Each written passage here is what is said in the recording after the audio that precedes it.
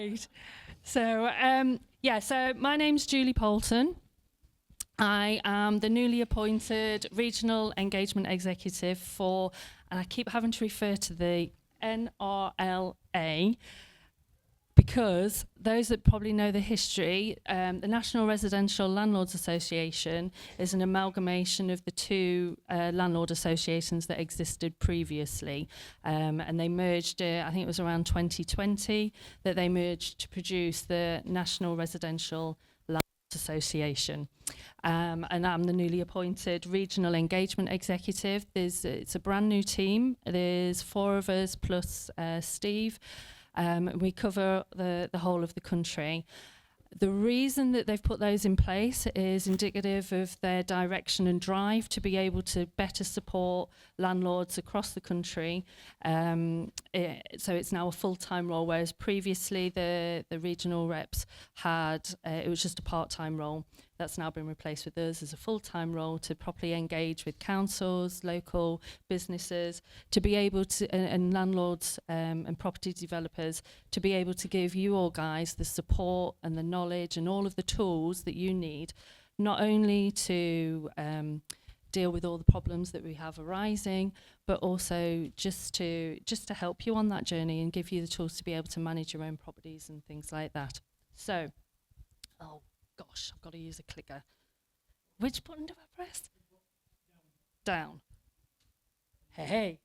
So, I'll tell you now, I didn't do this. My history is that I have 10 years experience in lettings with myself and my husband. And I came into this, and part of what attracted me to this role, I've taken a step back from agency work because I'm quite passionate about supporting landlords and helping them navigate through things. And that's why this role appealed to me, because it gives me a bigger platform to be able to do that and to have those conversations with each and every one of you.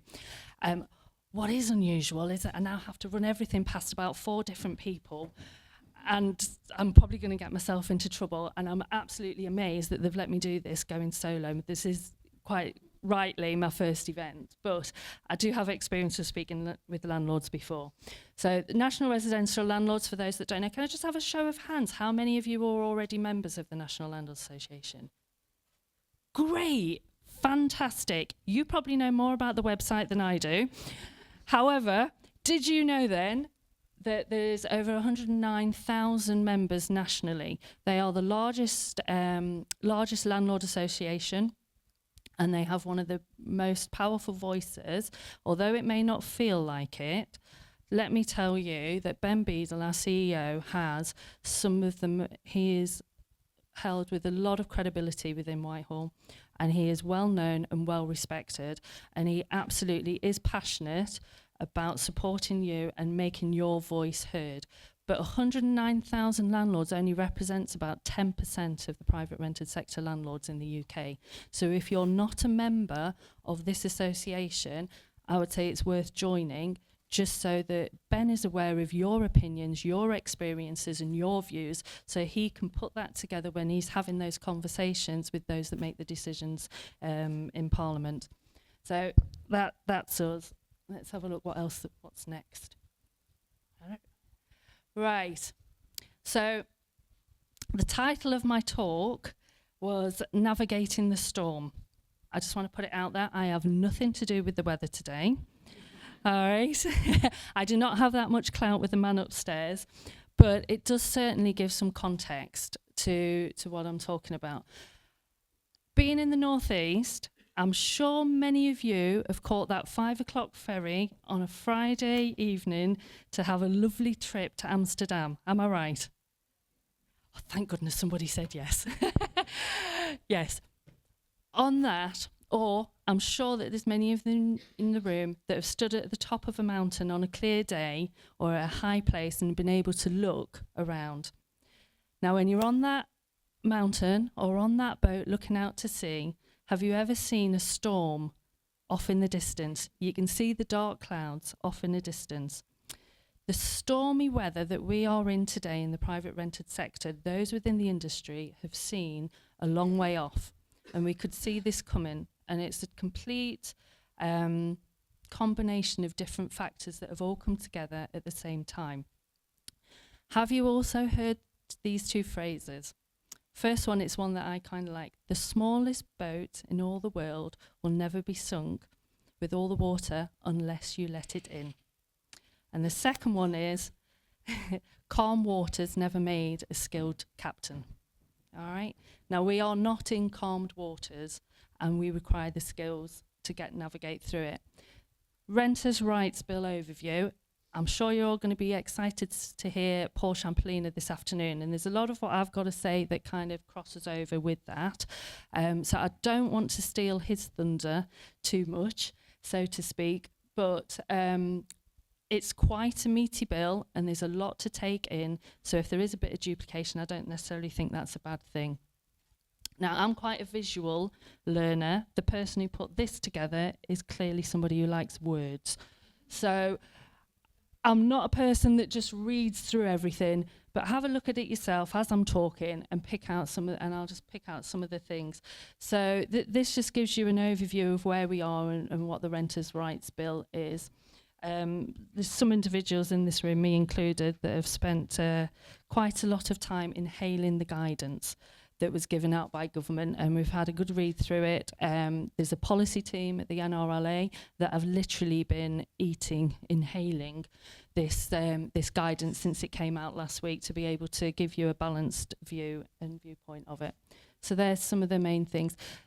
The reality is, regardless of the strength of Ben's voice, the government has a mandate to push this through with very little change. On that. There will be some minor amendments, but don't be mistaken, this will be coming through as it is. Okay, so tenancy and possession. The big thing in the news is obviously the end of Section 21, the so-called no-fault eviction. You'll know, for the landlords in the room, which hopefully there's quite a few of you, you'll know nobody evicts a tenant without a reason. There's just no place on the form to put what that reason is. So, in my personal view and in my experience, the end of Section 21 isn't the big headline that the national press is making it out to be. We just go to Section 8. The only problem is with the Section 8 is that it requires a hearing, and there isn't the capacity currently within the courts to do that. So that, combined with the new grounds in Section 8, means that it will take a little longer to get possession of a property in cases of arrears. But there are a lot of new grounds that are coming as well. But we can plan for that. That's okay. If it's going to take a little bit longer, that's okay. We just put things in place. So you make sure you have adequate insurance cover. You make sure that all your paperwork's in line. You can do things to help yourself in that situation. So end of Section 21, it's got the headlines, not the biggest problem that's within this bill. Abolishing fixed-term tenancies. That's something quite new, given that a few years ago they were trying to make the minimum term 5 years. So I find that very interesting. That, again, I think it's just a little bit of a white elephant in some regards, because we are currently, tenancies are lasting longer now than ever before. So they're saying, and people's situations and things change. So again, abolishing fixed-term tenancies, it's getting a bit of press. I don't think it's a massive thing. Certainly not a reason to exit the market, in my opinion.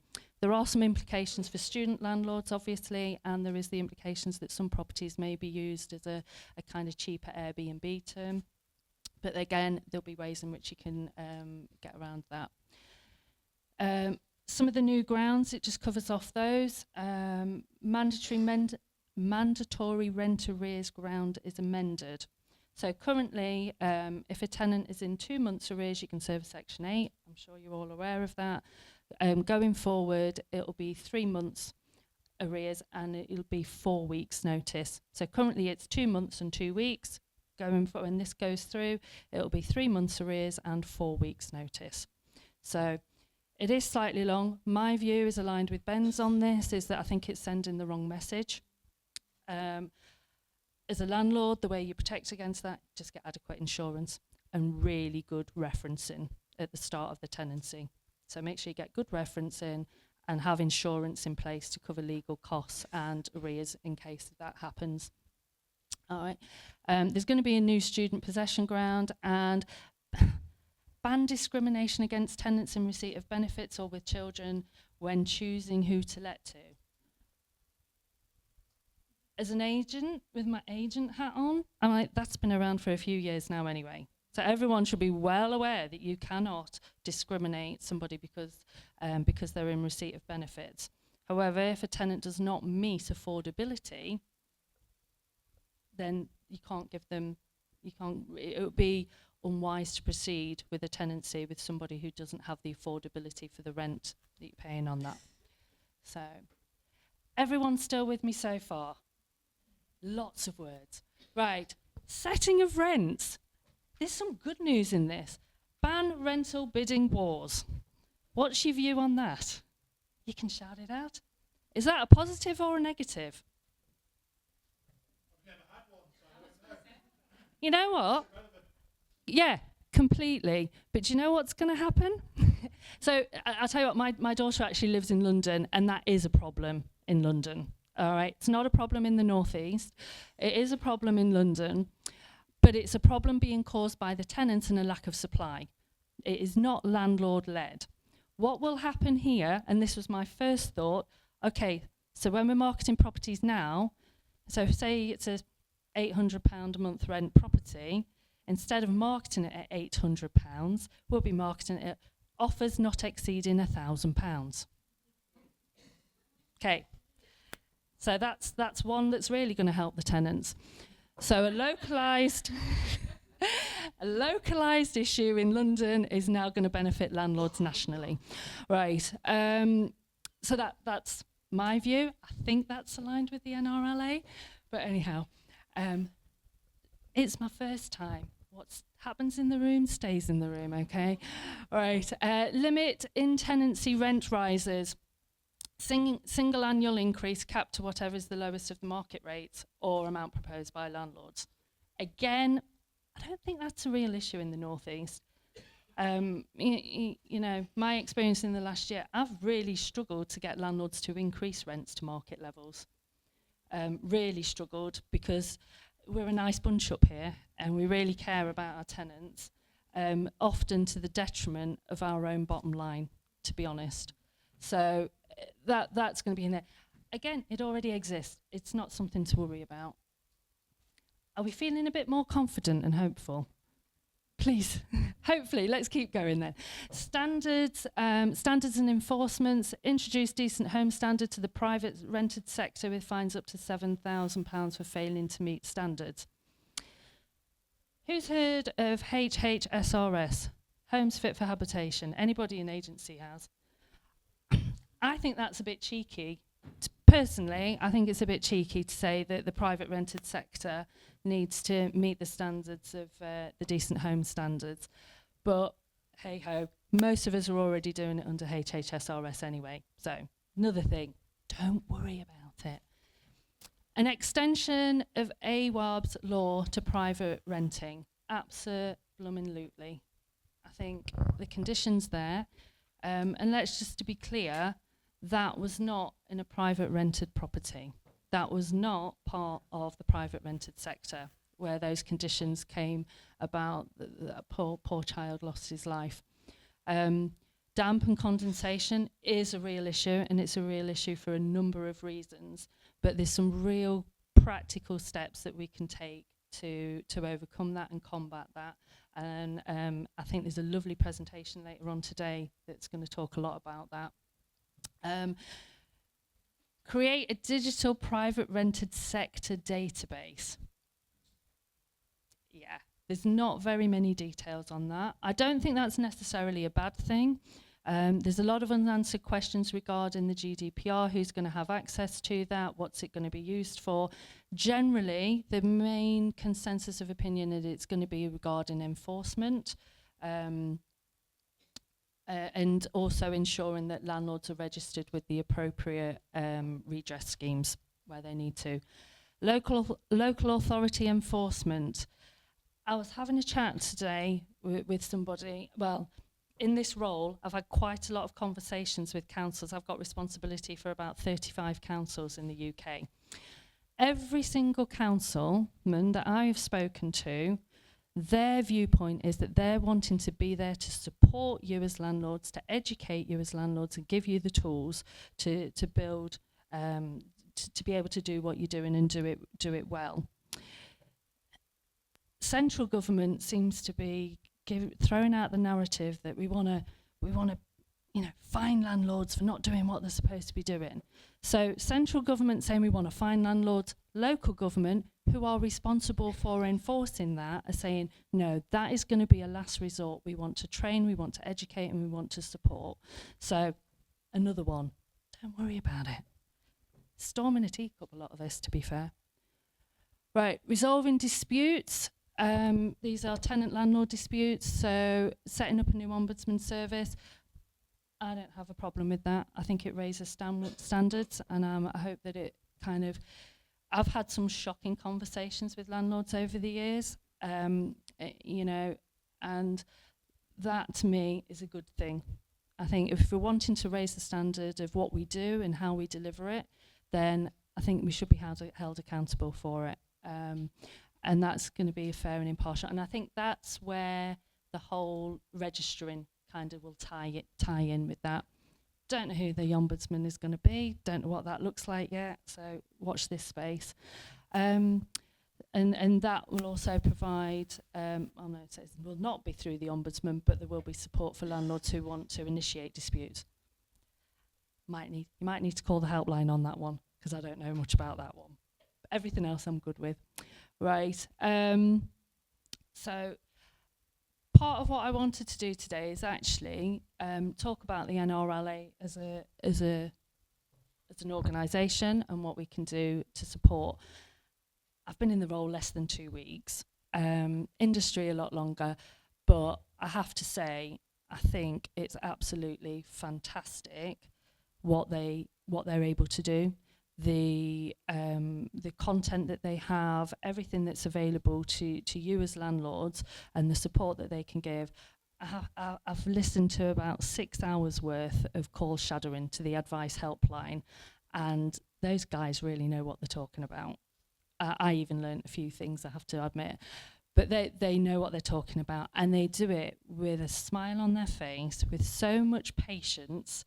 That's probably a little bit beyond me, but that they are an absolutely very lovely bunch of people, and that they're able to be there to give you the support, and you can ring up and ask advice on any situation. I've had some quite interesting ones that we've listened into this last week, but that they're there for you.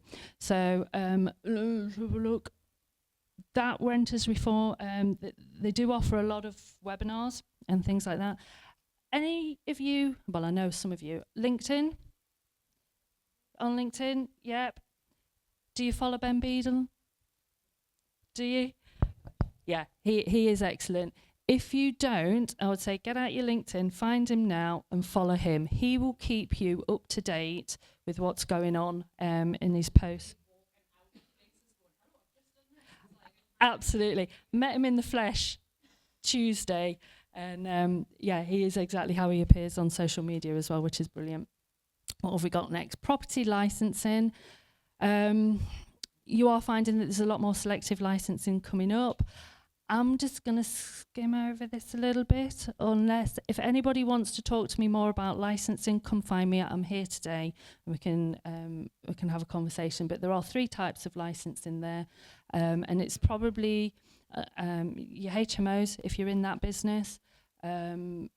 Selective licensing, there are more and more schemes. Different councils have different viewpoints on it.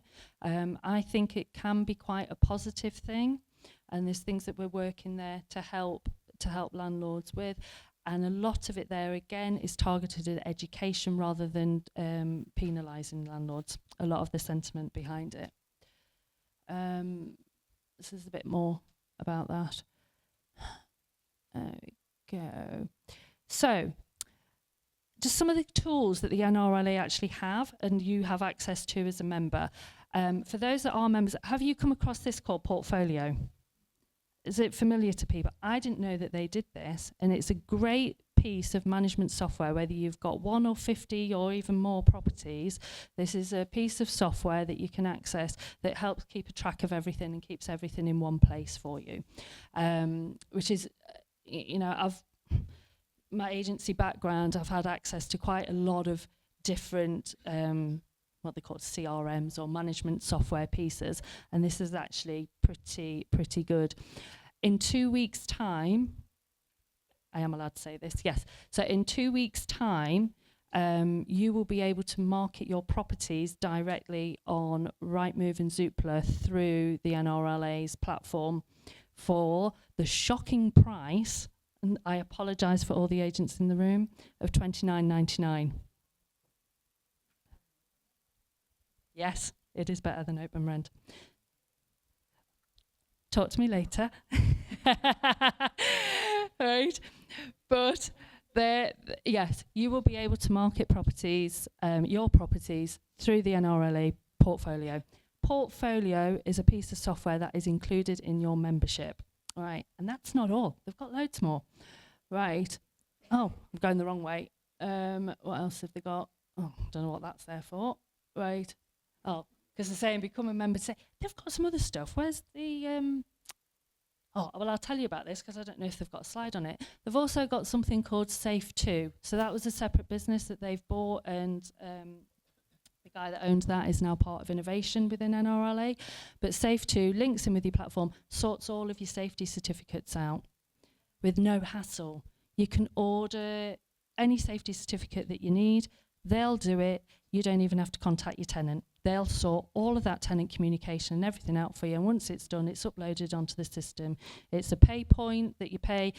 It's probably a little bit more than what you pay Joe Boggs directly if you were dealing with him, but it's less time, less hassle. It's all there. Goes straight into all your safety certification goes straight into your CRM, and all you need to do is just email a copy to your tenant. So it's absolutely fantastic. I was kind of a bit blown away. There are different levels, and that initial thing's free. You're paying for the actual certificate. The service is included. There are some other levels of service that you can do depending on the type of landlord that you are and the type of portfolio that you have. So what have we got next? This is their mission is to, oh, they're getting a bit technical now. A little bit of moving text. Right, support private residential landlords in all that they do. This is what they're going to do. Campaign for landlords in our sector. What else? Serve landlords wherever they invest throughout England and Wales. There is a reason Scotland's not included in that, and apparently that's because they have their own association. So I did ask that question. And they have a thorough understanding of the challenges and the opportunities facing landlords. Now, I've changed this a little bit. When it came to me, it said free, free, free, free, free. And I'm like, no, it's included. You've got a lot included in there. But basically, and really, again, sorry to the agents in here, the NRLA are providing you as landlords all the tools that you need so that you don't need to use an agent. Sorry, sir. Right? But they have everything there to support you in you being able to do your thing. Do you know what? I've just seen that me flipping things there. I didn't need to keep looking behind. And there's all these benefits here. So if you as an individual are planning even on doing some of your own work, if your job's going to cost more than about £700 or £800, it's worth it just for your 10% discount at B&Q. All right. So, and how much does this cost? Not enough. Oh, there is Safe2. I'm rushing because I should have stopped talking 2 minutes ago. But Safe2, I'm just going to click through these options. Now, it's only £99, as an individual, it's only £99 a year to have all of that support, all of that there. And look at this, because you're here today, you get my discount code of 15 quid off. So if you join and you use this code, and it's not hard, 15JP. Right, Julie Poulton. There we go. It comes straight back to me. You get a landlord membership and gives you not only access for you, but one other person, and all access to all of that support and everything that we've talked about today. And also, it puts you on a platform where your voice can be heard at a national level. Yeah, you're joining that group and making it a stronger voice, and you can give your input in there. So sorry if it felt a bit like a hard sale. Everything that we are dealing with, I just think you just need to adjust your sails. All right, there are lots and lots of positives out there right now. It's just that in the national press, it's being put over as very anti-landlord. The reality is, rents are the highest that they've ever been. Demand is the highest that it's ever been. I think the figures that came out, and I can attest to this, 21 applicants per property. Quality of tenant is a bit of an issue right now. You know, tenancies are lasting longer than ever before. You've got 3 really big positive things there, and that we should be celebrating. Let's harness it. Let's look forward. And let's just keep going, because we are an important part. The government need the private rented sector. You know, Ben has quite publicly said that it's part of the situation that we're in is because of the lack of investment in the social sector. He needs us, but we need to be doing our part as well and providing the best quality of service that we can to our customers who are our tenants. And that's me done. I'm around for the day. If you want to grab me to ask me any questions, feel free. And good luck with everything. So I hope you found that useful.